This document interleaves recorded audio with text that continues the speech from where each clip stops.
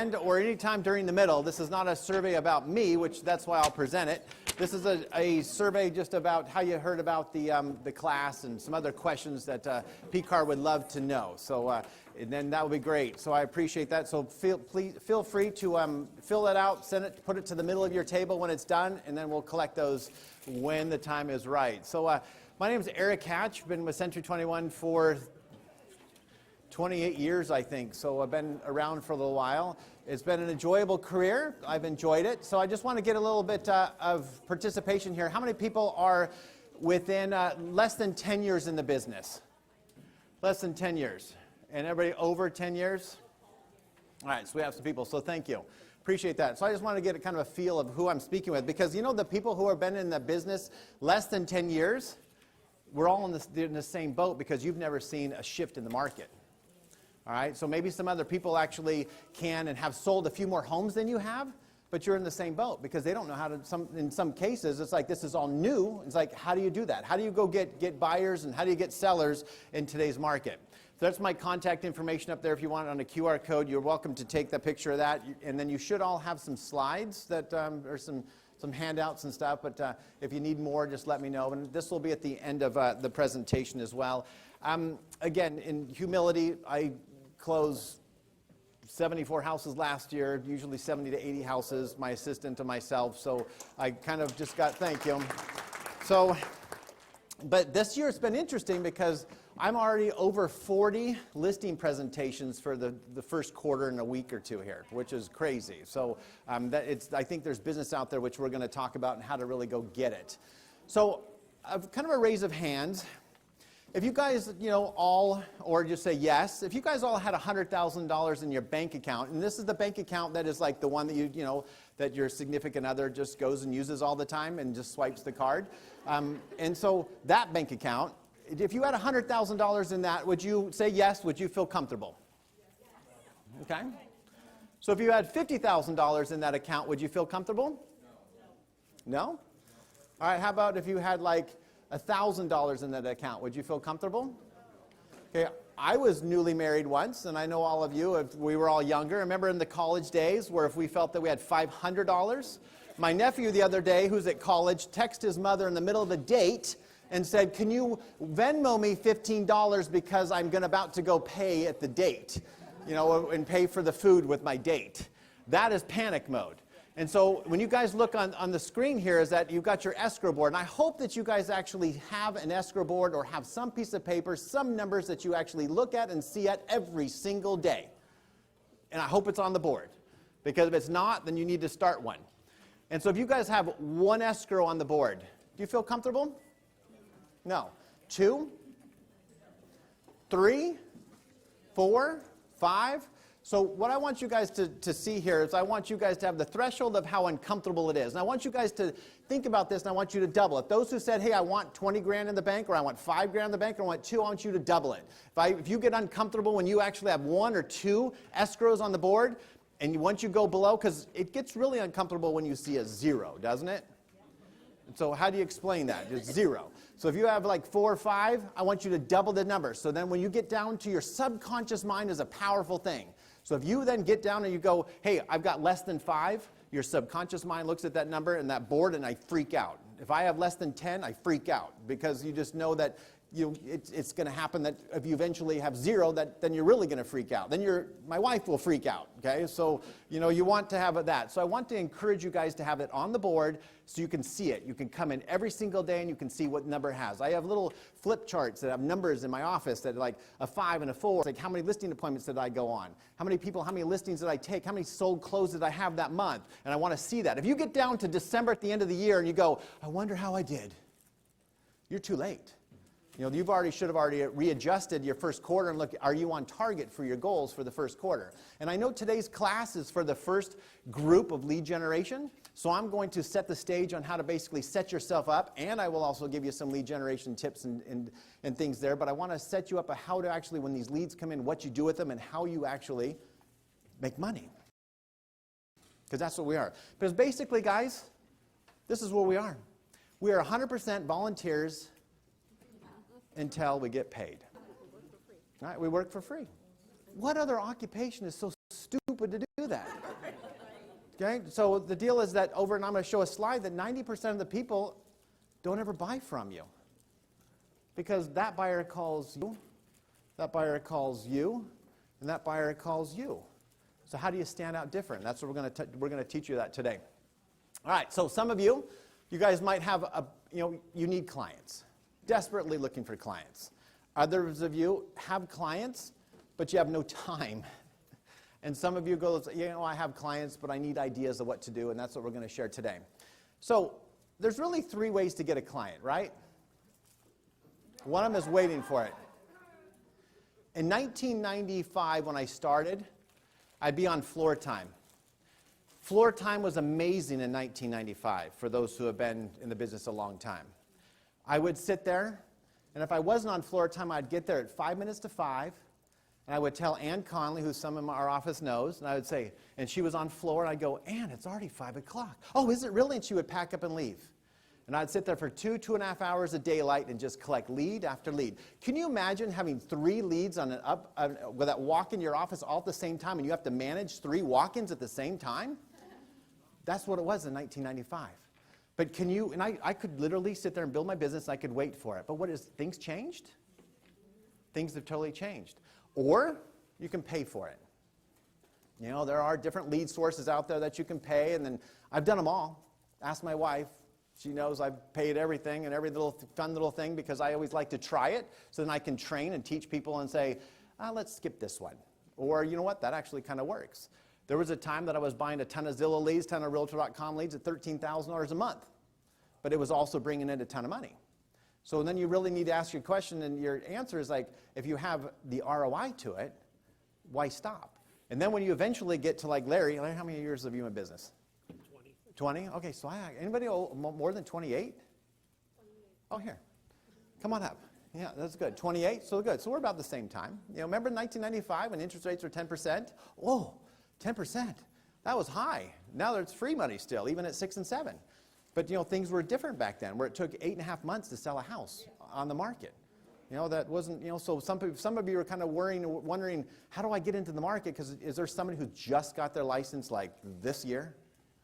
Thank you for being here. Thank you very much. Thank you. So that's awesome because we were in the same market in 1995, pretty much at 10% interest rates.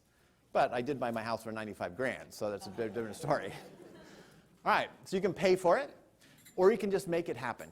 I will tell you there's more business out there right now than you think you realize that there's business. And I'm going to share things that I know of because there's maybe 2 people competing in my market. But, that's fine. I like to share things to be able to help build. I'm at a part of my life to be able to help build and give back and say, go do it. I want these new agents to be successful. Because if you understand this, right now, this is kind of a scary number, but back in like 2000, there was like 4-something million houses that sold in the United States, but there was like 990,000 real estate agents. And now we're on target to sell about the same amount this year, but we have $1.6 million real estate or 6 million real estate agents in the business. So half of us don't even realize we're already out of business. All right? So you need to understand that you need to go get it. If you don't go get it, somebody else is going to get it. I know my wife says be more positive, but I always look at the 3 listings that I lost out of all the ones that I went to on the presentation. I lost 3 of them. One of them was an assistant that I had trained up in the business who's a successful agent, and I go against her, and maybe I shouldn't have said, do you want to get in this business? You'd be really good at it, but that's okay. But you just got to go out and make it happen because there's business out there. You really look at this as that, guys, we're all in the same road. We're just sometimes in different lanes. All right, how do you get to the fast lane? My wife likes to drive in the slow lane. I like to drive in the fast lane. So we just do a little happy medium. We just go in the middle, right? But anyway, we're all in different lanes. So let me just share this. Small little adjustments. Best cake in the world. You guys like this cake? Betty Crocker cake? We do a lot of stuff by scratch, but we like Betty Crocker. So do you remember back, maybe some of you don't, probably don't, I shouldn't ask that question, but in the 1950s and 30s, when Betty Crocker came out, back then, what did most people do? They made things by scratch, right? Food by scratch. Now what do we do? Just have it delivered to our house. Just have it delivered. We just get it. So it's in boxes. It's in different things. So I want to share this with you, though, is that when they came out with this cake, And they had it like, all you need to do is just add a little bit of water, and it's all good, and you're going to be great. It was a flop. Because why? Because all the people that were baking things from scratch, what did they do? They go, no, I need to have partnership in this. I need to make this. And so what did they do? They took out the oil, and they took out the eggs, and they said, okay, how about this? You guys just take the egg, and you do this, and you just add the two things, and now you have a cake. And now where's Betty Crocker? Boom. So there's things in this presentation I want to share with you that sometimes you just make a small, simple change. Most of it is going to be a mental attitude because your subconscious mind will get you to where you need to be. I really believe that. It really does. So if I want to go out and get more business, I just go work a little bit harder. In the last 2 years, 2020 was like the craziest. There was 105 transactions. It was just like nuts. It was like crazy. Everybody was moving here. So, but can you imagine, though, if you're not a pro, like in this, if you got in the cockpit or in the passenger and you're sitting on this jet and the pilot gets on and says, hey, I just want to let you know that I haven't flown this plane before, and this is my first time I'm going to fly this plane, and I'll let you know how we're doing, and I'm going to give you, I'll check in about before we land, and I'll look at my book, and I will try to figure out how we can get this plane on the ground to get you at your destination safely. How would you feel? Scared to death, okay? Scared to death. So when we go into a listing presentation or we have a buyer, what do? I remember going into my first listing presentation, and I think I stood up, I had khaki pants, and I looked down, and my back of my legs were just sweaty, just like right where, because I was sitting like this, and I just went, that's a confident look, Eric. That's really nice. So I'm thinking, why don't you show me the house? No, you go ahead. No, you go ahead. And I'm like walking out going, oh, man, no, don't look at my sweaty. And it was because I was nervous. I didn't get that listing because I wasn't confident enough. I didn't have the right tools. And that's what I'm going to share with you today about getting the right tools to be confident that you can walk in and grab a listing. I feel that I feel 100% confident that I'm going to get every single listing. And I did still lost 3 so far this year that have listed their house so far. But I feel confident that I'm going to get it. And it bugs me that I don't get it. And it'll bug me you get no pity parties, I want you guys to be done with it. Just be done. I'll give you like 2 minutes, 5 minutes to get over it, and just say I'm done. But I know there's a lot of agents out there that maybe you feel like you only get 20% or 10% or maybe 1 out of 10. That's a lot of pity parties, right? So I'm going to show you basically what you need to do. So guys, I want you to share this with this. I love Jerry James, great trainer, one of my coaches. Visibility trumps ability.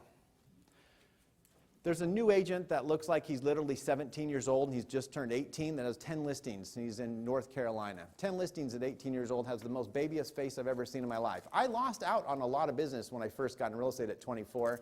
I looked like this little kid, and they're like, why would I trust you? Kurt remembers me at 24, so we started a business together. So it's like crazy. So it's like how do you defeat that? How do you get in there and do it? But I want to tell you that visibility and hard work does it. And so I want you guys to realize that the first thing you're going to do is your database. So how many people have a database? Is it right there? So it's good. Is your CRM in your head, is that a scary place? I literally know agents that have been in the business for 15 years that still do not have a CRM, and they say, I just have it here. I'm not that good. I still have my first CRM in my lower desk drawer. That's a flip box that has file cards. And I would call and go, oh, you want me to call you in 2 weeks or next month? And I would just put it in next month. And I would just rotate these cards. I mean, that's kind of scary, you guys. But, I mean, those young people, we had a pager back then, and we had an MLS book that expired every 30 days, and there was no computers back then. So, I mean, that was kind of crazy. So I want you guys to do this on your CRM. I don't care what CRM that you have. I want you to take this, because if you have, how many people, anybody have 1,000 people in your database? 2,000, 3,000, 4,000, 5, 6, 7, 8, 9, okay? So you got 9,000 people. I have 9,880 something people. It's on a slide coming up soon. How do I communicate with that many people effectively? You really can't. So I want you guys to divide up your database, and I want you to put whatever topics that you feel like you want to put, or little categories of agents. And I thought that was an interesting one of agents, because I love it getting free money. How do you get free money in this business? Referring people out of the area. It's wonderful. I'll get 5 to 10 checks a year just by just referring a client who's moving somewhere, and I get this $3,500 check that just mysteriously shows up. It's wonderful. Okay, how many people would like to get those free checks that just come in? But it was a phone call or just a discussion because you asked for it. If you don't ask for it, what's the chances of you getting it? Not. Okay, so divide this database. So if I look at this database right here and I go, okay, I've got my VIP clients. I've got my past clients. 2 different things there, right? My VIP clients go into a program that go and get invited to a bunch of monthly events and monthly gifts that I give away, and we have a fun time with that. But my past clients are people that like moved out of the area. So if I say I'm giving some free pies at Thanksgiving, I don't send them to my past clients because they say, do you deliver to Florida? And I go, that's a little troublesome, but I don't. But so unless you invite me to stay on your boat, which we have, which is a good thing. All right, then if I can go in here and I could go, okay, I'm going to just today go in and talk to my VIP people. Just today, I'm going to go in and prospect on my future listings. Just today. And so I want to kind of share that with you, basically how you do that. Because do you guys know what the value of a lifetime client, if you sell them a house, what the value is? 100 grand. 100 grand. Higher. 4 million. Oh, you have expensive clients. 160,000. $177,000. Do you think that if we looked and we understood that a buyer that walks in your office, do you see them as a one-time commission and done, or do you look at them as $177,000 potential income? And that's where we need to change the mindset on that, is that we need to put every single person that we can into our database. I don't care, everybody. I am still selling houses today from people that I coached, and I actually have one of the boys that was 10 when I coached just called me and said, can you find me a house? You know, from years and years ago. So I'm the coach, I have my list of all my people and all my parents' emails, and where do they go? Into your CRM system. All right? And if they want to subscribe, great. But, you know, you put them in there because someday they're going to come back to you. All right, I want to show you guys how to double your income without getting another lead. Is that bold? Those people who had 7 and 6 and 5,000, 1,000, if you have 6 people in your database, and it's your mom, your dad, your sister, your cousin, whatever number you have. And this is basically how you do it. 90%, which I shared earlier, never really convert to a sale. They never do. So I want to show the conversion rate. Do you see this conversion rate? It might be a little bit small, but it's 0.04, and 1.2% is kind of the national average of conversion. How many people know your conversion rate in this room? All right. So you guys should know your conversion rate. You should be able to get, a top agent gets into the 4 to 6% conversion rate, and that's where you need to be. And so how you do that? I know you guys are going to hate this answer, but it's going to be follow-up. Convert the buyers you already have, you're going to increase it 2 to 4% to 4 to 8%. If you take the people that you already have. There was somebody this week that actually contacted me that I didn't even know who they were, but they've been in my database for about 2.5 years. And they just contacted me and says that we're ready to buy a house. I go, and I'm struggling, kind of going out. Because here's the funny part about life. They know who you are. But you may not know who they are.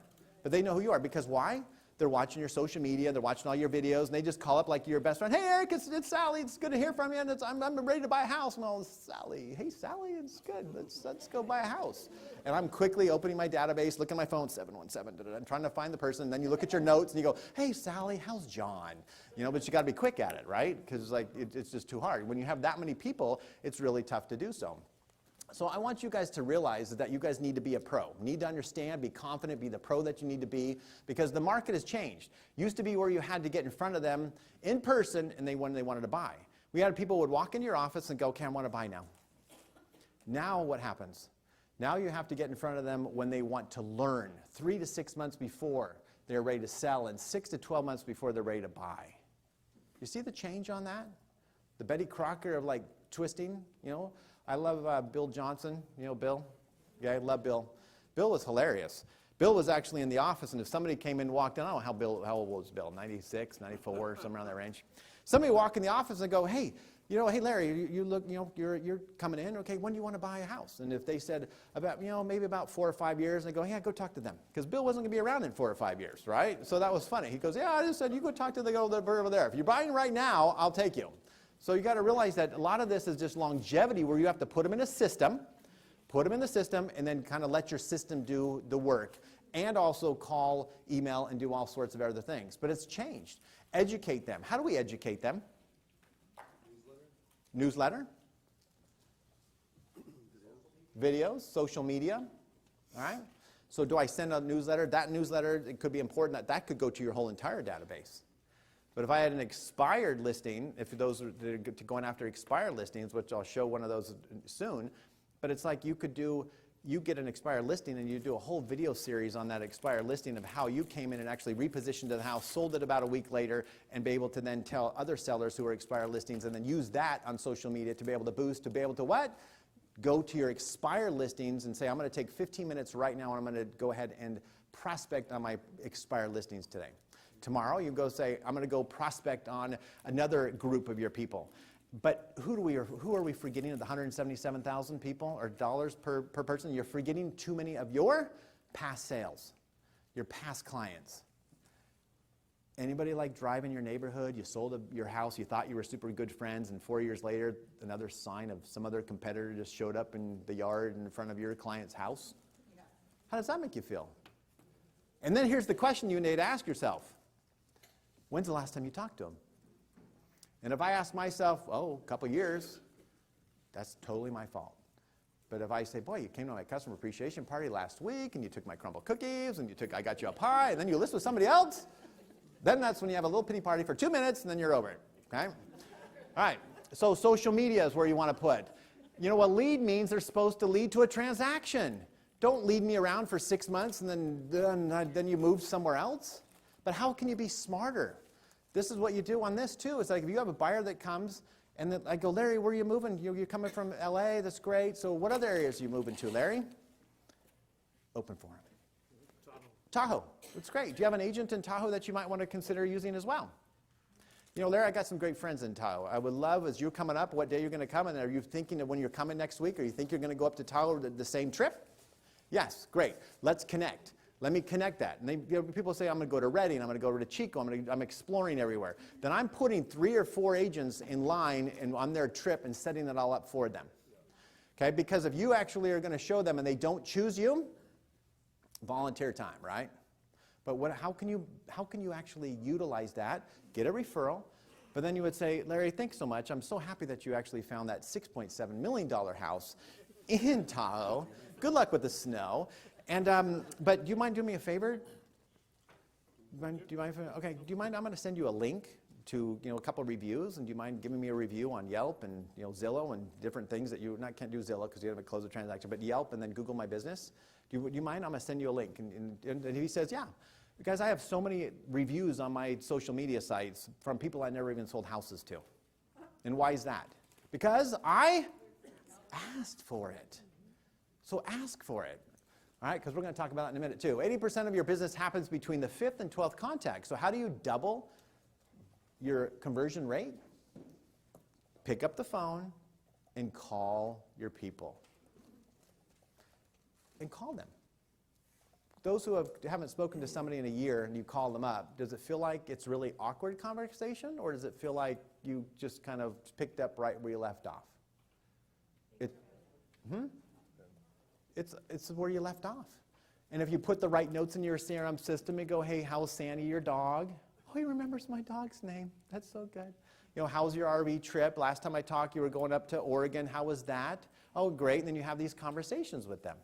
And then what are you doing at the same time? Quietly, you're typing, because you don't want to hear the background.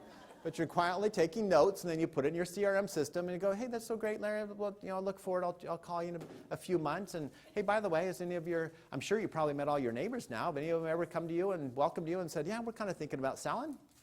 And if they say, well, yeah, actually, matter of fact, 2 doors down, they're thinking about selling. Great.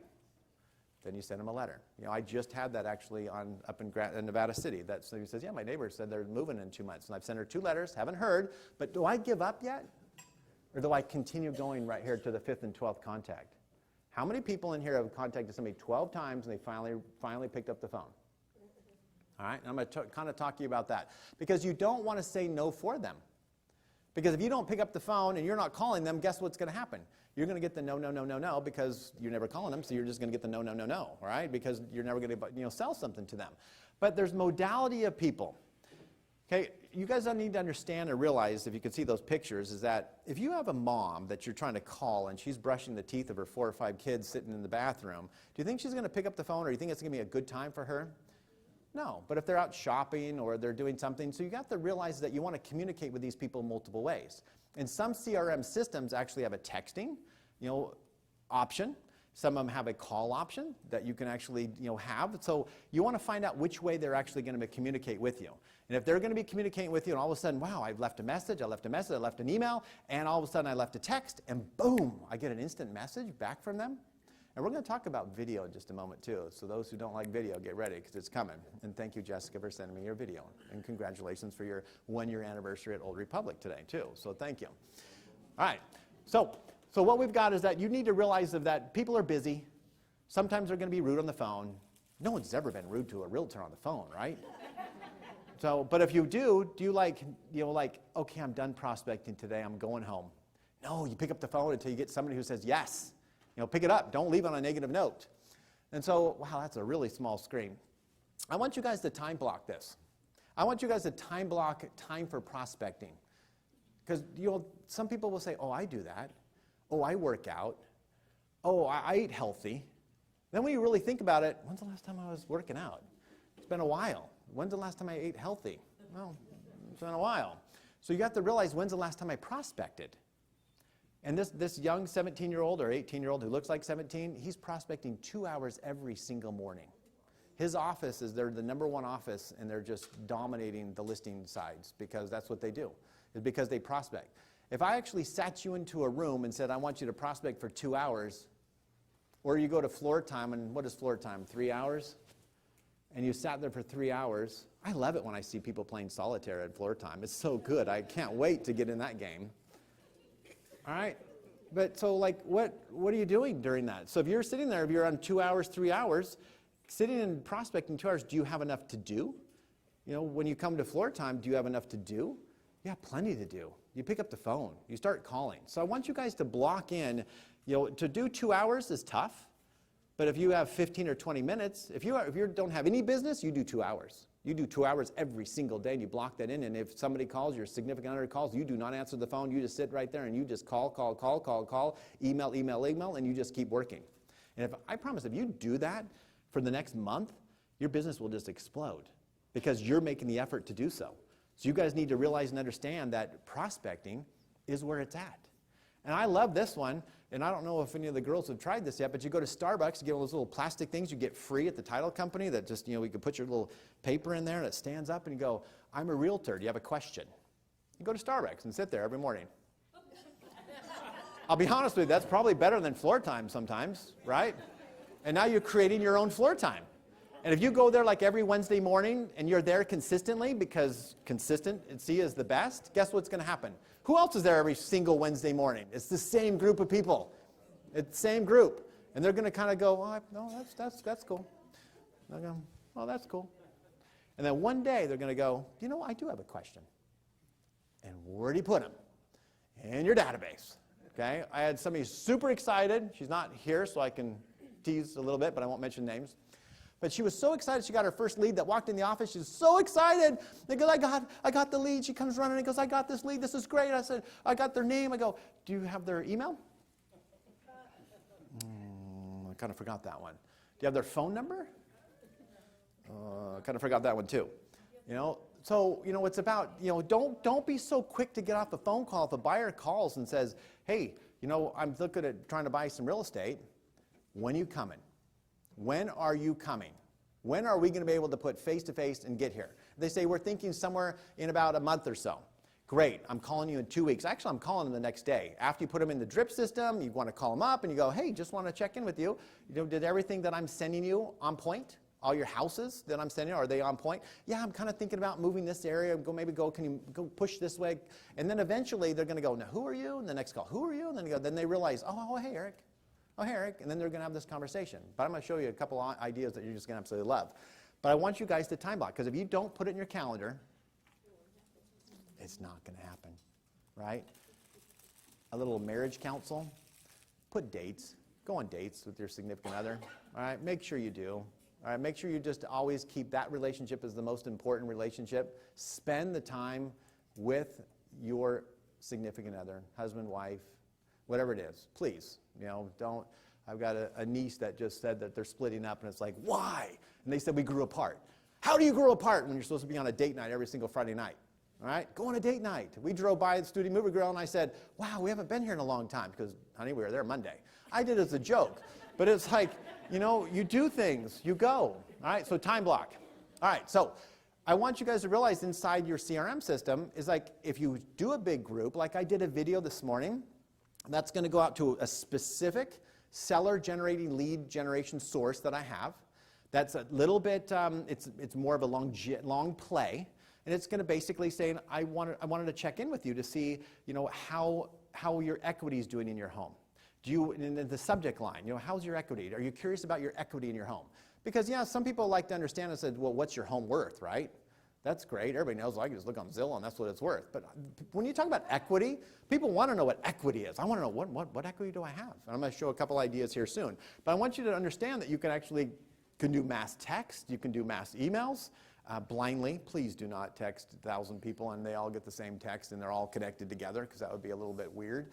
But I want you guys to send videos, and I'm going to talk about videos and the importance of that, because you're building a database, data bank, okay? Databases are the future business, be a resource.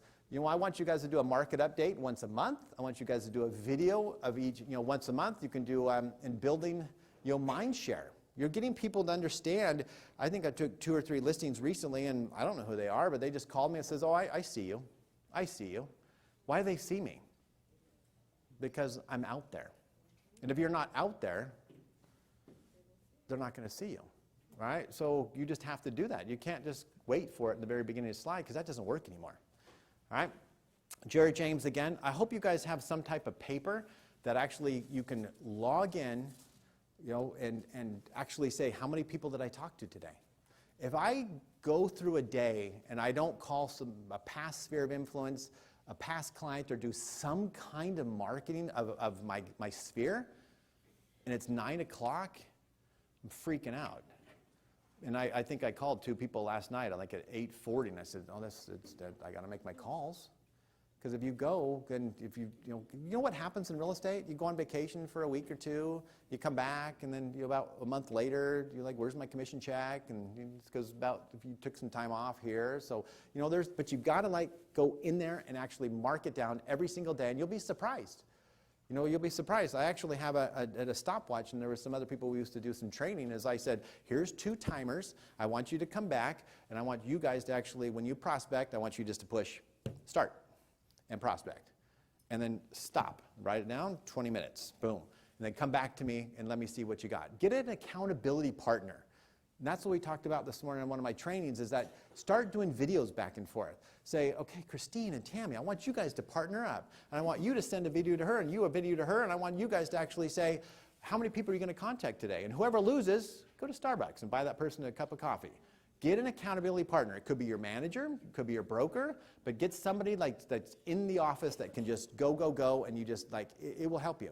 I have a personal assistant, and Teresa, thank you, my newest assistant who is here, so appreciate that. She took a mouthful of food. That was perfect timing. All right, so, but see, the deal is that, I lost my train of thought where I was going with that. But anyway, this is what it was, is that they're in there early. I had this other previous assistant who was it was 8 to 5. Then all of a sudden it was 7:30 to 4:30. And all of a sudden it was 7 o'clock. And all of a sudden she started getting at 6:45. Well, what time did I need to get there? I needed to get there at 6:45. And about time when she got to get 6:30, I said, can we just cut this back a little bit and maybe go back? Because she always wanted to get off sooner. Madison, you knew it. All right. All right. But it's accountability partner that I know that if she's in there, I have to be in there 30 to 40 minutes earlier to get the day rolling. All right, and so there's things that you have to do. Make sure your morning routine is on point. Make sure you do similar things every single day. And it's like, what do I need to do? And get it done. All right, so when you actually talk to one of your clients, make sure you put a task in there every single time. If you don't, you will forget them. And you won't remember them. And all of a sudden, about a month and a half later, you're laying in bed, and all of a sudden you go, Sally and John, I forgot about them. So put a task and say, and I always ask them, I'll always go, hey, thank you so much for taking the time. Do you mind if I give you a call next week and we'll touch base? Do you mind if I call you next month? If you think you're about 3 months away, I'm still going to call you. Do you mind if I give you a call and just check up? So when I call them, what do I say? As promised, I was just reaching out to you and checking to see. I did that the other day. We're about 6 months on this, about every month calling, because, I think I need about 3 more weeks. Now it went for 3 weeks. So what did that just tell me? I'm going to call them in a week and a half. All right? Because if you don't, which happens to me sometimes too, is that I get a call and they go, oh yeah, sorry, plans changed. We listed yesterday. Right? I thought we were friends. All right? So guys, this is my dream. Would you like an agent's dream of all these clients just kind of waiting to come see you at your office? It'd be a dream. Set yourself apart before and during and after. And that's really important to understand that. And that's after the transaction, before the transaction, and during the transaction. And here's some ways. Humans actually communicate by 55% of body language and 38% of tone of voice and 7% words. So that's great. So I don't have to really say, you need to know at least a few scripts to be able to get through some phone conversations. But the body language. So if somebody calls me from where? The Bay Area. That's where most of them call, right? And say we're coming up looking at some homes, which I'll tell that story in a moment. But 38% of their voice. Can you learn a lot just by their voice? 38%. But what if you added another element to that? By your body language. How do you see their body language on the phone? You don't? So what do? Guys, I'm 100% this year from every buyer that's purchased a home that have come to my area, 100%, and I'm closing them because I jump on and say, you know what, Larry? Sorry, Larry, let me pick on somebody else, okay? So, Larry, thank you for calling. It sounds like you're going to be here. I've got an appointment. You're going to be coming about 3 weeks. I'll book that weekend out for you, Larry. That's great. But I'd really like to jump on a Zoom call with you, either later today or tomorrow, and jump on and actually share the area and make sure that we're on the same plan, so that when you come up, that we can actually save some time and it'll be better. We'll have to show you where. And now he's already told me he loves to go fishing, already likes to paddle boarding. So I jump on a Zoom call. I pull up an Auburn or Grass Valley map and I just click on it. I show them where all the schools, if they have schools, I sit there and show them the lakes and the bike trails. And I sit there. The other day we just closed their escrow in Meta Vista. I don't think Catherine is here, but Catherine, thank you. Congratulations. Do you know where that buyer came from? Came from a Yelp review. But the deal is that they came from there and I sat for an hour on a Zoom call with that couple, going over and just chatting. Do you think they're going to come up and then all of a sudden call a different agent before they come? No, because what did I do? I invested time. Guys, 100%. Every single person I've done a Zoom call, and the people that are coming this weekend are from a Zoom call. And they said, come up to Three Forks because I want to meet you. So I went to Three Forks. They sat there and ate this wonderful pizza in front of me. And I was starving. It was like 7:30. But it was wonderful because they felt confident enough. We did the Zoom call, then said, okay, let's go to step 2. Okay, let's talk here. And now they're looking at $700,000 houses in Nevada City. And so it's 100%. It's working every single time because you're putting in the time. So guys, ask them. Asked them and said, I'd love to, hang out with you for a few minutes on Zoom. Now, some people, Zoom, I don't want to be on Zoom, but now I think that's past, I think. Now, use it, okay? Utilize that. All right, so I want to share this with you, too, how to set yourself apart. I don't know, Catherine, please tell me, did I send you a video and stuff when I sent you the offer? Yeah, we went through the offer on video. Okay, was that impressive? Just say yes. Yes, it was. Okay, good, thank you. All right, so basically, I use video, and you can see me on these little squares. I'll use a video when I present an offer. Can you imagine if you're in a multiple offer situation and I did a video on that, and I also CC'd my lender in there, and also maybe CC'd the escrow officer, and then they could all say nice, wonderful things about me or their client that we're trying to represent? It works. It's strong. And you just go over the offer and you just discuss, this is where we're at. I'll show them the front page. I tell them a little bit about the client, and then I kind of share that with them. I do that on disclosures. because who wants to sit there and go over disclosures for 20 minutes, with somebody on the phone or sit person to person? Speed yourself up. Speed it up. I think the interesting thing, in 1995, without computers and stuff, we probably could maybe sell 10 houses. And that's about it. And now it's like, okay, now we can actually use systems to be able to get ourselves to do faster things. So I'll do a video and say, here's the disclosures. I go over all the important things. So if they ever come back to me and say, hey, you never really disclosed that to me. Not to be mean, but hey, let me send you that video that I did, and if you want to take a look at that. And he goes, oh yeah, you did. Thank you very much. So it's actually kind of a nice thing. It's only happened once that I was able to, get out of a situation that I wasn't comfortable with when he was saying some things. But I do a listing agreement. How many people have ever listed a house that you never met the people before? Not one? You've never met the people? One? Two? Okay. About 25% of my business is people I've never met before. Never met them. Never met them. Because why? Oh, I'm going to jump here. Here's the why. Out-of-state owner. Out-of-state owner. Out-of-state owner. But here it is. It's because the reviews that you're getting, don't just say, oh, she's so good. She was a wonderful agent. I would use her 100 times over and over. That's nice. But when I get a review, which I'm jumping here, I will ask them and say, you know what, I appreciate that on the probate sale that we just did, and I know you live in New York City. Do you mind actually putting a little bit more verbiage in there, a little bit about the situation, about how I was able to help you, being an out-of-state owner, to be able to sell your deceased dad's house? Do you know what always follows? The kudos always come back and say, oh, Eric was so good. But because of that, I get so many calls of people going, I see on Yelp, I see on Google reviews that you've helped others in my same situation. And that's what I was sharing with you about the expired listings, is you want to pinpoint those type of people and any situation you have and maximize that to be able to get other people who have that same situation, the same loss of a loved one, the same whatever it might be. I do not prospect at all going out to probate attorneys or anything like that nature. It's just sitting there on my reviews, and people will call me and go, hey, I need you to sell my house. I have 3 trailers and mobile home parks that are coming on in like, I don't know, next week or two. I'm meeting actually one at 3:30 today. And so those are people that they're deceased parents, or or some of them are still alive. I drove to Napa the other day. Took my wife, had a nice dinner. It was really nice. But went to Napa to go meet another of these sellers that I never met, that they actually wanted me to get the buy-in of the mom, but I've already met the dad. So, drive to Napa. Take an afternoon. It's always fun. So I want you guys to understand is that setting yourself apart by doing something different, by using video, because now what just happened there? What did I just increase myself? Now I have 55% and 38%. Do you see the difference there? So now I've actually got control, and I can say a few words that actually make me sound a little intelligent, and then I'm 100%. You're good. All right, keep coming. Oh, that's an on switch. There we go. All right, so let's go to this one. 72% of the time, the clients use the agent who they first speak to. The other day, I got a lead that popped in. I called them. It's like, oh yeah, I already have an appointment with somebody else. Oh, wait. How did that happen? Because I just literally just came in like very second, and there's no way no one beat me that fast. I mean, I was there. I was on it. But it happens.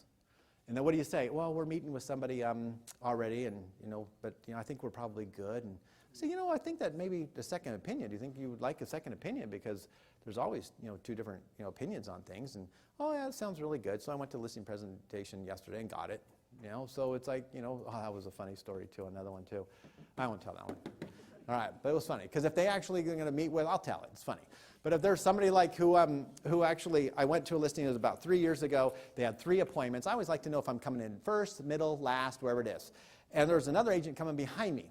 And I just looked at him and said, okay, well, are you happy with my marketing? Yeah. Got to buy in. You happy with the price strategy that we went over? Yeah. You happy you feel that I'm the person that can handle the job? Yeah. Do you really want to do this tomorrow again and spend another hour with somebody else when you're already happy and satisfied with every? He goes, no, I really. Okay, you want to sign the paperwork? Oh, let's do it. Do you want me to call the agent for you? That's the funny part. I didn't. I made him do it. But see, because if I would have walked out of that presentation and that other agent came the next day, what would have happened? That person would have said, oh yeah, you're fine. I'm happy with your presentation too. I'm happy with your number 2. I'm happy with you too. And then I was going to get a phone call saying, yeah, I went with a different agent. And we were 50-50. I'm going to share a slide that we're all just kind of we're all ordinary people. We just need extraordinary habits is what we need, and understanding the systems to do so.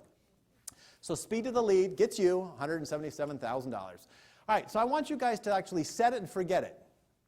Anybody get a birthday video for me in this room? Oh, Jess, thank you. I planted that. I knew right where you were. All right, so they're like videos. Like I just shot another one that we haven't done yet, Jess.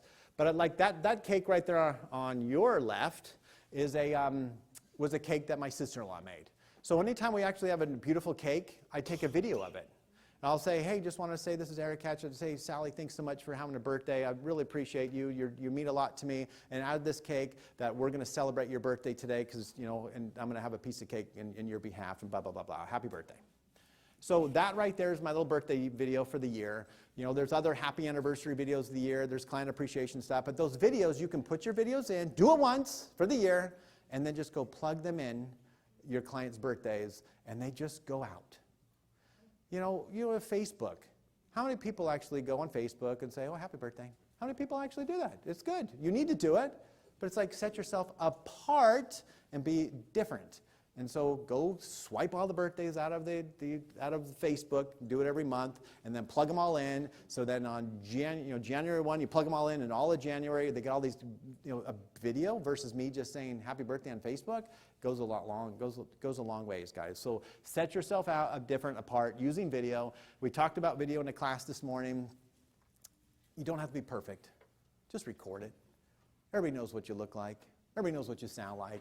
Get a questionnaire. Wouldn't it be nice to actually know where your clients like to eat? Wouldn't it be nice to know where your clients like to vacation? Wouldn't you like to know what your habits and hiking trails and different things that your clients like? And so if there's ever a birthday gift or something that you want to celebrate with them, say, hey, I was thinking about going out to dinner tomorrow night at this restaurant. How'd you know that was my favorite restaurant? Because 4 years ago you filled it out. I won't tell them that part, but oh no, that's good. I guess a lucky guess. A question. So guys, you need to realize is like, why choose me? Why choose you? If you went into a listing presentation or a buyer, think about that. Why would you choose me to be your agent? And I hope that you can write down a few things of why that you would be the one that they would choose. And so you look at this and it says, I empower people so they can make great financial decisions with their real estate holdings. I'm protecting their equity. Doesn't everybody want to protect their equity? And in today's market, credibility, and they trust you. So you guys need to ask that question. Why would they choose you? And then when I get down to about 20 minutes, what time is it? To 1 o'clock? Oh, we have tons of time. I got about 72 slides, so we're good. All right.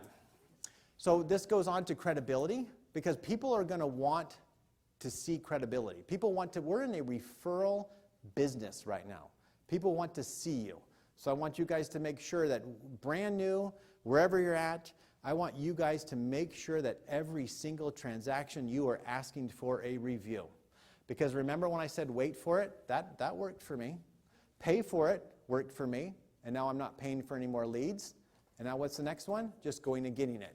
This right here, ladies and gentlemen, is the best ever right there.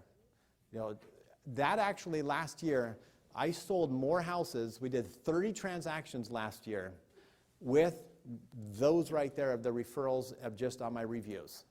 It actually outpaced my SOI last year. And we always say, get 90% of your SOI and you're just going to be happy for the rest of your life. But you got to continue to build your SOI or, they disappear. So guys, whatever you're doing, make sure you're asking for a review. And then you know what? Here's what you do. You don't just say that. You say, you ask for the 5-star review. You ask again. You say, I appreciate that. And you found me on Zillow, you found me on Yelp, and you found me with my 5-star reviews, and just wanted to, I'm going to send you a link. I really appreciate you, and can you give me a 5-star review? Copy the 5-star review. All right? So if you just say review, because sometimes, guys, I'll be real honest. I got like a 4.5 the other day, and it freaked me out. It was the first one in like 5 years. And it was really because of the other side had nothing to do with me, because he was just gripe that he had to pay the other agent the same amount of money when I did all the work. But, that was his opinion. So, 5 stars, ask for it. All right, reviews equals leads. All right, let's get into some really fun ideas here. So, leveraging a buyer to get a listing. How many people have ever gone and wrote an offer with somebody and it was declined and you lost it was multiple situation and they didn't choose you? Oh, it's never happened to anybody in the room? That's good. Happens, right? So how do you leverage this buyer? Let's say they were looking at a specific neighborhood of Folsom. And you would get a list from your favorite title company. You would maybe jump on your calls. You would maybe email if you got their email. You could knock doors and say, what? I had John and Sally. You saw that the house down the street just sold. I was just stopping by to see if you or anyone else you knew was thinking about selling in the near future. And so leverage them. Send out a mailer. I'm doing that in Wildwood Ridge up in Penn Valley. Just sending out a mailer and saying, we lost this house. Or I have a buyer that's looking specifically for this. And I trained this morning, here we go, video. Do a 30-second video that we can do. We shot those videos and I went to, what did we do, Jess? Like 7 neighborhoods, I think. And we said, hey, I've got a buyer looking for a house. And you want to not lie to them because you do have buyers, right? Don't you have a buyer in your neighborhood? You better have a buyer in your neighborhood. So you just go, hey, this is Eric Hatch. Just want to let you know that I've got a buyer that's looking for a home in Lake of the Pines. And we've looked at everything on the market at the moment. If you or anyone you are aware of that is thinking about selling, please let me know because I might be able to sell it before it even hits the market. All right, that's a pro right there. You just got to know the words. And then what you do is you boost those little videos out. Because now they see me, you're asking for it. And guess what's going to happen? Yeah, I'm kind of thinking about selling, or my aunt's thinking about selling. I had one the other day that says, yeah, I'm thinking that my dad might be selling. And so you do those little videos, you boost them out, utilizing your buyers. So when you get a buyer, go after the listings. List to last. You guys heard that? List to last. You want to have longevity in this business, get listings. Because then all of you guys get to go work for the person who actually has the listing.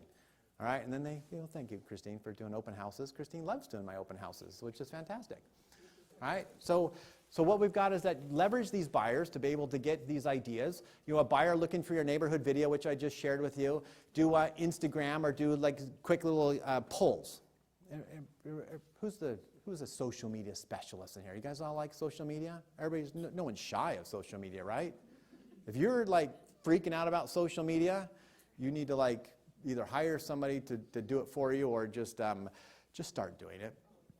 All right, but what this is like, is this easy to do a poll and just put yes or no? Are you living in your dream home? Have you had any thoughts of selling? Yes or no? And if somebody's put yes, do you ignore them? Or do you message them and go, oh, I saw that you on a poll that you were thinking about, selling. What's your thoughts? I always like to ask and say, because I'm respectful, and I go, hey, I just want to check with you. They said yes, think about selling. Do you have an agent relationship with an agent that you have a relationship right now that might sell your home? And if they say no or maybe, I had one the other day that says, she literally said, I do, but I think he's dead. I went, okay, because he hasn't called me back in 2 weeks. 2 weeks?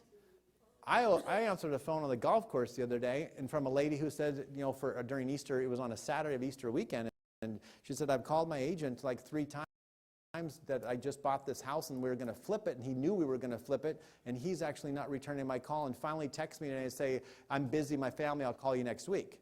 And she went, whoosh, and then called me immediately, found me on Yelp, found me and called me and says, I'll be up next week, can you come list my house? And I picked up the phone. It's funny. My sons, they all know it.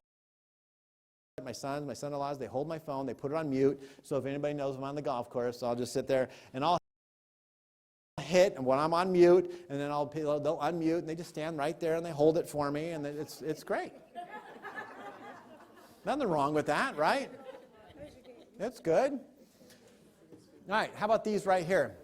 Have you had any thoughts of selling? If you take this is a Tom Ferry one here. If you take a sticky note and you just go walk on doors and you just go stick it on their door with your business card, so you call me, what's your home? But I want to, just doing some, walking around. Now, my neighborhood's not a great neighborhood to walk around. I mean, 5 miles, if you get four houses and stuff. So you got to pick it wisely, And some of your CRMs should have a walking feature, because mine does, where if I ever decide to do that, I could actually go, boom, I clicks, it's GPS, it tells me, boom, I just spoke to this person, it gives me the person's name and information who lives there, and it says, yep, call in five, boom, and I just walk to the next one. So it's, there's our features out there that you can do. All right, so how about these social posts? On a scale of 1 to 10, how likely would you be to sell your home if you brought you a strong buyer right now at the right price? So like you could actually, what if somebody actually responds? I don't know if I have the picture, I don't. But there's actually some pictures of actually responses that I have on that. So you could actually say, have you had any thoughts of buying or selling your home in the next 12 months? Now you guys don't have to copy these, you can come up with your own little ideas, but just think about it. Anybody on ChatGTP? All right, that's a whole nother story. But ChatGTP, go in there and put in there and say what buyers and sellers want, and then there's your script, okay? It's good. All right. So, how about these? I like this one. Make a postcard or email out to a price, and you say, hey, if I could sell your house this spring with Eric for what, I would sell it at blank. Send that. And I want to share this with an idea here that's not on my slides, is that if you want to go after some other out-of-the-state owners, like those who are brand new, should I just tell you guys later? I'll tell you now. Because you know what the deal is? Only about 2 to 4% of you guys are going to do anything I'm even saying today. That's right. All right? So I want you to understand that don't do everything, just do one thing. If you take one thing, 2 things out of it, and put them on a list, there's business development, and you have a folder for that, and you say, I'm going to do this next month. I'm going to perfect my listing presentation in the month this month. Don't say, I'm going to perfect my listing presentation, you never get around to it. Always put a goal and put a date behind it. All right? So with this here is that here's the idea. Those who are new, it's like, boy, you've got all these, I think in Lake of the Pines, there's, I don't know, what is there, like 60 real estate agents in Lake of the Pines? And then we got down to, I think, 5 houses in LP. Well, it's a lot of starving realtors. And so you look at that and say, well, like, how do I compete? When I was younger, how did I compete against all these people that were 28 and 30 years in business? Is I'd go to my favorite title rep, and I'd say, can you get me a list of out-of-state owners, out-of-area owners, and give me the addresses to those owners out of state, out of the area. Rockland for me is not out of the area, because the deal is that anywhere that's in my little area, in Lake of the Pines, let's say, they all have, oh, we play tennis together. Oh, we go to church together. Oh, we hang out at this club together. They have too many realtor friends. So all the people that are out of the area, what's the value of your home? And I use the same postcard, and I just ordered like 5,000 of them. And I go, that's time to send them. Send them. I've gotten so many listings that direction where they're just going, what is the price of my house? Make sure on that postcard that you say, like, your area. Because if you send it to the Bay Area, and they go, what's the price of my house? They think you're in the Bay Area. So you got to say Folsom, or you got to, what's your house worth? And call you up. They're going to, and then it's, oh, do you mind? Well, we just bought our house about a year ago, but I'm not thinking about selling, but I'm just wanted to kind of know. And it's, oh, do you mind if I just take down your personal information and your information, and then we can just keep in touch and send you a video? And that, like those videos, I don't like one of those videos that was up there. I do like CMA videos to people that are on my list and say, just want to let you know, here's the value of your home this month. And I'll just do a little CMA little video and kind of just share just on the MLS, go down to the little graph in the bottom and can see the 4 little houses on there. And I say, here's the sold ones, here's the active ones. Because there will be a time when you guys are going to get a listing that you're going to go 6 months with that listing and it didn't sell. And so what do you think? The chances of them coming back to you may not be that great. But if in a year or 2 down the road and you're sending them a monthly little video every single month about the market, your chances went way up because you're setting yourself apart. All right, do a little QR code, something of that nature too. All right, open houses. How many people think open houses is just for buyers? Buyers? Okay, now sometimes if you're going, I think open houses are a wonderful opportunity to grab buyers and get buyers, and hopefully that they don't have an agent. But you got to realize though, pivot a little bit, Betty Crocker here, is that what's the code word to get an agent off my back? I have a client, or I have a real estate agent. And I always go, oh, that's wonderful. I know a lot of them around here. What's the person's name? And then they'll go, honey? And they don't know. I say, oh, so, and I'm not really mean. I don't try to steal anybody's client, but I just want you to know that there's there's scripts that you guys can have to actually say, where are you at with that? And if they go, well, it is somebody, they're in the Bay Area, and they're, I don't know if we're going to use them. I go, you know what? I'd be happy to represent you. Please, I'm not trying to take a client here, but why don't you talk to them? Because it's going to be really hard. Just happened this week on Lakeshore North. I said, I opened the door for you, and I said, look, your relative who's your daughter's husband's ex-wife who's giving you the referral, this is going to be too hard for them. This guy was in Los Angeles. This is not going to work. I said, there are other houses coming on the market right now, and I would suggest that you go back, have a heart-to-heart with them, and I would be happy to pay them a referral, and I'd be happy to work with you. $1.2 million sale happened last year because I had that conversation with somebody that called me on a listing, and she was from Hawaii. Just trying to place, you going to fly over here and show them houses, or what are you doing? And I was with a buyer at the time, and they're in the living room, I'm on the phone, speed of the lead, and just having a conversation. He goes, you know what, that's great. I'd be happy to be your agent of choice here because I know the area really well. Happy to help you out, but again, just let me know if it's convenient for you. I'll touch base when I'm finishing with this client. That's great. She calls me when I was done, about an hour later, and says, I'm referring him to you. Right? Because why? A, I picked up the phone, and B, because I asked. All right? So open houses are for both buyers and sellers. You guys need to understand this, is that Tom Ferry rule here is you go to the 5 houses on the right, 5 houses on the left, 10 across the street, and you go knock on the door, and if you know them, if it's your own personal listing, and I would ask them, I say, hey, Christine, do you know your neighbors? I'm selling your house, and do you know your neighbor? Oh yeah, we're super, super good friends. Before I put up a sign, by the way, I did this yesterday, I just said, is it okay for me to put up the sign? Because if they haven't told their neighbors, it could be a problem. So just that's a pro tip right there. So I put the sign up, I said, you're good friends with your neighbors, and I would love to host it. We're having your open house. Do you mind if we actually have an open house 30 minutes before the open house, and you stay for that 30 minutes, and I want to invite your neighbors to actually come and maybe have a little good to-go party and say goodbye and just kind of, have a little wine, cheese. I don't do wine, but, something else, whatever you guys want to do. But having some kind of something there, and so what you're doing is you're inviting all their neighbors over there, and goes, here's my agent, Eric. And I go and knock on the door and give them a special invitation to come to this little party.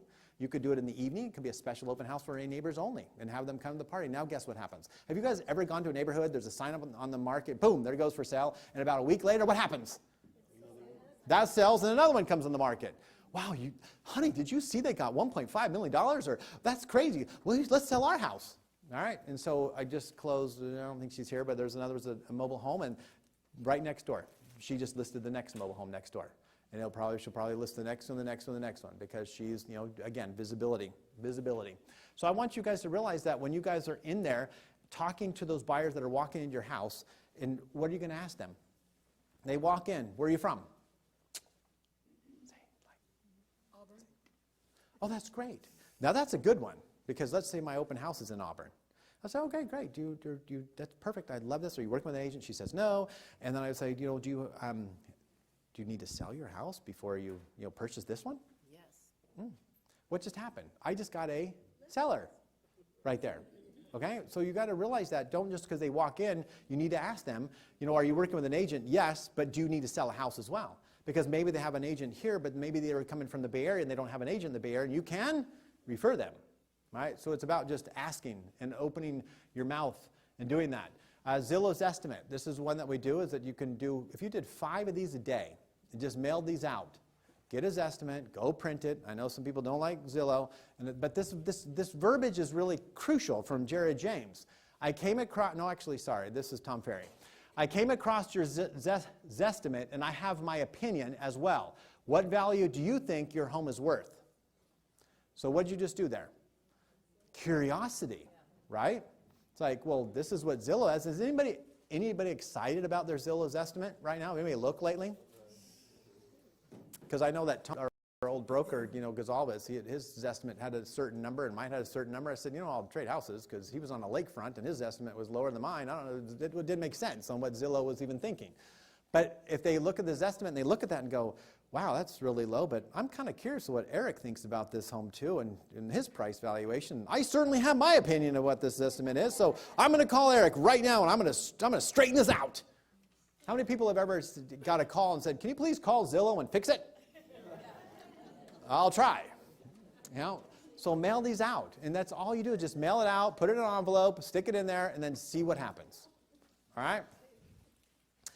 How about this on there's 3 options. Now we're going to talk a little bit about, I don't want to go that way. That was fine. Three questions every seller has. 3 questions every seller has. You guys know what they are? Here they come.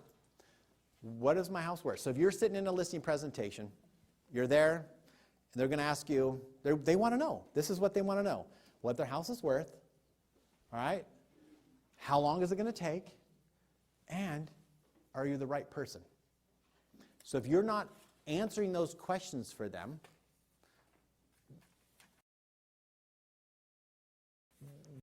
they're going to come out of that presentation unfulfilled or undecided of what direction that you want to go. So you need to get many buy-ins with your clients when you're there. Just as I shared earlier, it's like, are you happy with the pricing strategy? And if they say yes, you can move on. If they say no, then you either have an objective or you need to find out what the situation is with this. And then when you ask them, are you happy with my marketing? Are you happy with me? If they say no, you walk out. But no, really, are they really going to ever really say, I'm not really happy with what you're showing me? They don't say that.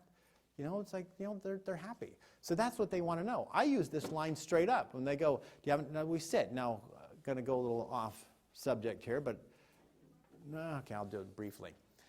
When you go into a listing presentation, okay, the key to this presentation, which I think I have something coming maybe next, is your pre-listing presentation. If they don't watch, the 3 listings that I didn't get, when I sit there and I'll ask, did you get a chance to watch my marketing video? And if they tell me no, I'm uphill from there. But if they say, oh, I watched this, I watched your Cooking with Your Agent video, I watched that video, it's great, and now they're totally like, they're dialed in. I already have them. Because it's the listing, the pre-listing stuff, you guys need to send them something before you go in. Send them a video. I'm going to give you a little checklist here of some videos that you're going to create for yourself of why they should choose you. This goes back to the question, why should they choose you as the agent? Anybody can tell them a price. This is the value of your home. I think it's $7.25 million in a $500,000 neighborhood. Well, okay, well, I like you the best. Okay, anybody can tell them, but it's about, are you the one who's going to do it? Do you feel confident? But when you go in there and they've already watched all your videos and they've already seen all your stuff and you've already presented that, so I follow up twice. Okay, I'll see you next Wednesday. That's great. Tuesday, I send them another video, and again, keep in mind, the video is already done. It's already, hey, I look forward to seeing you tomorrow. It's already in there. It's already done. I don't have to recreate anything. I just have to go hit send, and it all has all the links down below my videos and why choose Eric Hatch and da-da-da-da, and send it again. And I go, hey, if you haven't had a chance to watch that, here's your next chance. I really feel that it would help our presentation and understanding each other if you actually got a chance to watch that. So if you walk in, first question you ask, let's get a chance to watch my video. I don't go walk around the house. I don't do that. I want to sit down at the table, and I tell them, I said, look, this presentation is going to be about an hour. We're going to sit down at the dining room table. We're going to chat for a few minutes after we feel like we can build some rapport and we feel good with each other, and then we're going to go tour your home. I want to find out where you're moving to. I do not make my clients homeless. You just don't do that. I want to know where they're going. Do they need contingency, non-contingency, where they're going to go? You sit and actually chat with them. I had somebody who lives in Auburn, beautiful home, and I sat them in they came in to see me at my office, and I sat in our little living room there, which I call it the little living room, and we sat there and we chatted, and he says, Eric, I bought 22 homes. I never had an agent ever do this to me. They just said, let's get in the car and let's go. And I wanted to sit there, and we talked for 20 minutes and said, what do you need? I need to know what my clients needs, because you need to build that rapport and relationship with them to understand what they need. And if you don't do that, then it's like, 3-bedroom, 2-bath over here. It's like, no, I need to know what they need. So the pre-listing video, the pre-information stuff, aerial videos, whatever that you want to do, showing some of your pre-work before, showing them kind of your marketing plan. I just record it. I just record the marketing plan. It's about a 7-minute video, and it just says, I just go through. It's a PowerPoint, like a slide presentation like this, and I just put my little face on the upper corner and go, let me go through the presentation with you. All right? And so, the appointment is really the event.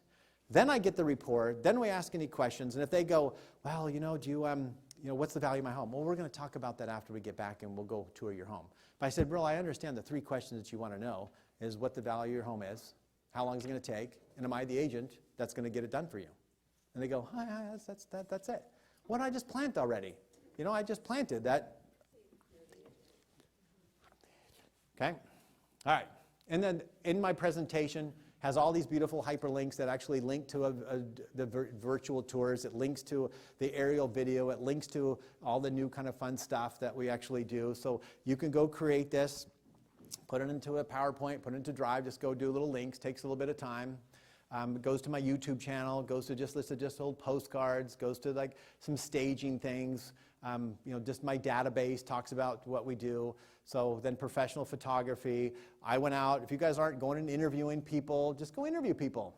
There was a perfect PCAR tour yesterday. That gal, that was awesome. The trail lady that was there, and I went up to her and said, hey, do you want to be on my podcast? I'd love to actually interview you because it would be fun to actually have. So go talk to title reps and go talk to your home inspectors. Go talk to these people and sit down. So then you could say, again, I have a video. Well, I've never sold a house before. I've never bought a house before. Let me send a staging video. Let me send Heather's video that we have her talks about staging. Let me send my home inspector so you'll understand what we were expecting at the home inspection. Set it and forget it. I've got videos that say, what's next? Utility, turn off your utilities. Boom, we get the video. The video's already done. We might backspace if it's PG&E or Roseville Electric, whatever it is, and just get it ready, send it. And so I don't have to call them. I don't have to tell them. It's just a video. It just gets sent, and you can just kind of control that. So, create these things so you can do. And then you got your YouTube channel, and you got your different things, because the agent, do I pay you a commission just to stick it in the MLS? What are you going to do? What are you going to do to stand out differently? And then during the listing period, every single week, you're in contact with them. You're going to if they're texters, please. I learned the hard way. They seem to be texters, so I'm going to text them. Text them. We text every week. We text, here comes a client, here comes this. 3 weeks later, they go, Eric, I never hear from you. What do you mean? We're texting like every other day. It's because they want to hear my voice. They want to chat with you. They want to understand. So then I did like last night. We did a Zoom. I sat down with a young couple. The first time I've ever sold a house, I sold it to them about 4 years ago. I sat down. I went, again, I've got 3 screens on the MLS open. My solds, my actives, and my pendings. I usually go the actives first, show them what's kind of happening, and I do a 30-day follow-up, a 60-day follow-up, and a 90-day follow-up. Hopefully you have the home sold about right here.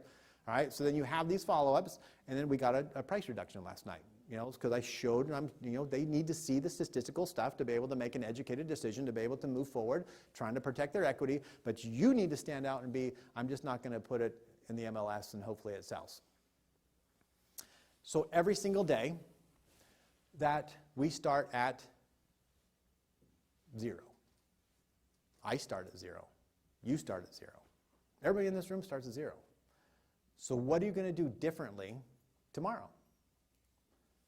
Are you going to do something and jump up and say, I'm going to be the agent rock star in my area? I'm going to set myself apart by utilizing video to be able to make my systems work, to be able to build your dream. What is your dream? What is your want? What is your why? There's got to be something in there that says, I work because of my 2 kids. I work because I want to go to Maui with my whole family. Man, airlines are getting expensive. That's going to be a doozy this year, okay? That's my why. And I go work to make sure I can handle that. Because sometimes, guys, what we're doing is that their market share, there's market out there. And this could go 2 ways. I use this slide of your brand new agent. It's like, woof, this is all fun. But, it's like we really are just ordinary people with extraordinary habits. There's people that come into this business and you go, okay, well, let's see where you go. And they close 22 houses in the first year. And that's because they listen, they get trained, they understand their scripts, they know what to say, when to say it. Phil Jones, read that book because it's amazing. That's important to do. All right, guys, I'm going to leave the last 10 minutes for questions and answers. There's my information again. But thank you guys. Make sure you do fill out your PCAR class surveys. But thank you guys for attending. What questions do you guys in regards to buyers or sellers? Please. So I've been hearing this from different agents where they're having a hard time getting their sellers to come down in price after the last couple of years. How do you handle that? How do you convince them that they're not right and they should have that? Well, yesterday I went to a piece of raw land, or a couple days ago. Yesterday I did some additional presentation. And he told me he had it on the market before. I did my presentation, and I said, I'm just going to go peek to see what he had on the before. I don't care what somebody's had it on the before, because I want to know what it is today. And I gave him a valuation about $150,000 for this raw piece of land way out, Penn Valley on a dirt road. And I looked. He had it for $443,000, last year and didn't sell. So how do I convince him? I won't get the listing. But what I do is I go, look, realistically, this is where we're at, guys. The market has shifted. I never say the market's down, up. I just say the market shifted. And I understand that you guys are going to want to get every single dollar, and that's my job, is to get every single dollar that we possibly can. And I'm going to give you 3 choices. You have an amazing view of your house. Your view is spectacular. We're going to go after a buyer. I'm going to promote it and push it as hard as I can for your view. And we're going to price it about $50,000 higher for your view. But about 30 days from now, if we cannot get that one major buyer that's going to come in and give you the money that you're desiring, we're going to have to get to the rest of the buyers. And so I'll use that one right there. I'll use that. We've got to realize and understand that, look, I'm only showing you facts. I actually lay it all out and go, here's the 7 homes here that sold. Here's a few actives. Where do you think the value that you see? I want to know their number. I want to know what they're thinking. If they tell me like $800,000, I'll go, it's good to meet you. I don't do it that rudely. But at the same time, you just want to talk about appraisals. I'll say, look, the same numbers I'm looking at it right now, the appraiser's going to look at this. So tell me what the difference. How is your house more money here? And I understand you want more money, but maybe this isn't the right time to sell. Then maybe we think that, if you think the market's going to go up 5 or 7 years down the road, then maybe we think about selling at that point. Then I always come back to their why. Remember your grandkids, they left in North Carolina. It's like, that's where they're at. That's their why. And so, it's great. We could try it for 6 months because, over listing house, it's going to be an expired listing. I actually have a graph in my thing. Over listing, expired listing. Right at the market, pending. Right below market, extension, reduction, and then the next one is right under the market value, pending. Because that's where we need to be. So you're just educating them. But good question.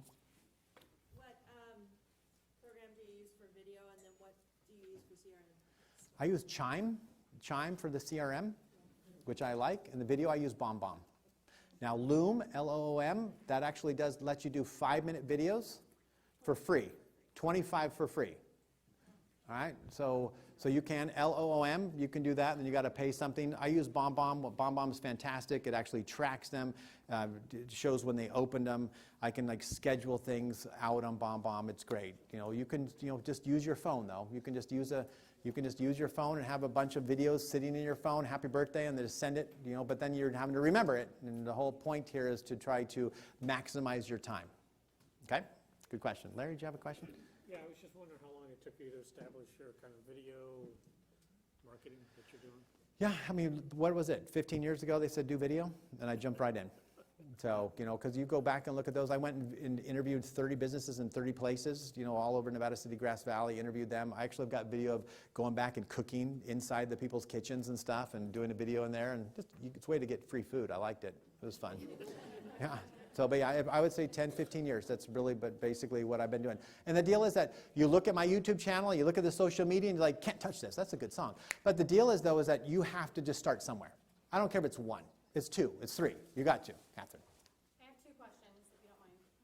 When you do your listing presentation and you sit down before you're touring the homes, do you then do your CMA later and come back, or is that when you do your video for your CMA? I bring it with me. Now, I want to congratulate you because you're a rock star agent. So I see you're doing really well, and you're just dominating in your territory of getting those listings. You're doing really good. It's a cute house. Okay. So the deal is on that is that I take my numbers with me. I take a presentation. I want to ask them before I go. I say, hey, let me know. It looks like it's a 1977, 2,000 square foot house. Have you done any upgrades? You've lived there for 20 years. Tell me what your kitchen looks like. Tell me what your bathrooms look like. So. Yep, so the other day I took a $400,000 swing to a $650,000, and their price was right at $650,000. Occasionally you go in and go, wow, you didn't tell me about the pool, and you didn't tell me about the shop, and I just kind of take my presentation, I go like this. I don't really open it. But you need to make sure, pro tip is if you go there and go, look, I didn't know what I was going to expect to find here, so please, these first 4 or 5 houses at $450,000, once they see the $450,000, they go, they get in this shock, and they go, get out of my house. So I go, look, these right here, I'm just, not knowing what you're going to have, I just wanted to show this, and then I go, hey, this one's horrible. I put a line through it, not this one. That way they don't forget when they open it later, they know that Eric put a line through this one. I'm not comparing.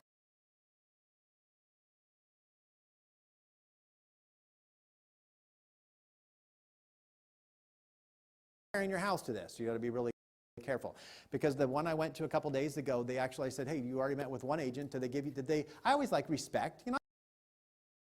I don't want to go over a bunch of numbers and stuff if they've already done that 3 times with 3 different agents. I go, did the other agent go over some numbers?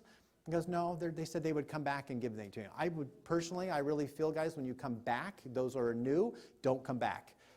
I lost 2 listings, pity party, lost this one. One of them was a friend that I've already sold the homes, 1.2 million. I said, I don't think it's going to sell. It's right off of Highway 49. I just don't see it. You know, and then he goes, okay, Eric, we're going to go a different direction. We have another friend that's going to go, okay, no worries. I guess I was not enthusiastic about his house. It sold about a week later. There went my Maui trip. Yep. That was one question. What's your second? My second question is, you're pretty good at double ending. I notice you double end a lot of your homes. Is it just, is it partly because you have such a big database and arsenal at your... Okay, I don't double end a lot. You know, I don't, maybe it looks that way because I don't know, video, but most of the double ends I do are going to be like fixer homes for flippers that I might, because of the database that I have. But I am in a couple double ends right now. I do not recommend it. You know, I know some of your brokerages don't really want you to do that, and I would never do that if you're a brand new agent, because the only 2 times that the only 2 times that I ever went to any type of mediation was because of a non-disclosure, and it was a double end sale. That's not a fun position to be in. It isn't. So I'm in a position where, you know, maybe $5,000 is my tolerance, that I'm willing to give $5,000 out. Here you go. If I need to fix something, if you know, whatever. But some of us, like, I don't want to give any money. So if, you know, so. Are you promoting the house in a way that you're ending up getting the buyer, or is it because you have such a database? Just a database. Yeah, I only do 1 or 2 a year. That maybe really it's not that many. You know, I prefer really not to. But it is. I mean, if it happens, it's great. It's a nice $30,000 check, which you get. But you got to be real careful. And then I always like to tell them on my video, do you even want to have a dual representation? Because if I walk in and go, tell me about your last transaction. That's what I've seen that multiple times. And then what happens is I go, well, tell me about it. And then they're going to spit out all this stuff, not saying any names about how the transaction went. And now I go, checklist, do not do, checklist, do not do, checklist, do not do. He just gave me the whole entire checklist of what I'm not supposed to do on this transaction. Because, guys, unfortunately, you know, I've crashed and burned, you know, on things, and we're not always perfect, but at the same time that we are the professionals. We need to act like we're professionals, and you need to be trained like a professional. You need to go getting, you know, these type of luncheons. So congratulations, because how many people do we have in PCAR? I don't know, a couple thousand people? 4,000 people? 4,000 people, and guess who came? The 53 of you. Okay? So thank you. Yeah, thank you. All right. And guys, if those need to leave to go to an appointment, please leave. Anybody has any more questions? I only have a 2 o'clock appointment, so I still have some time.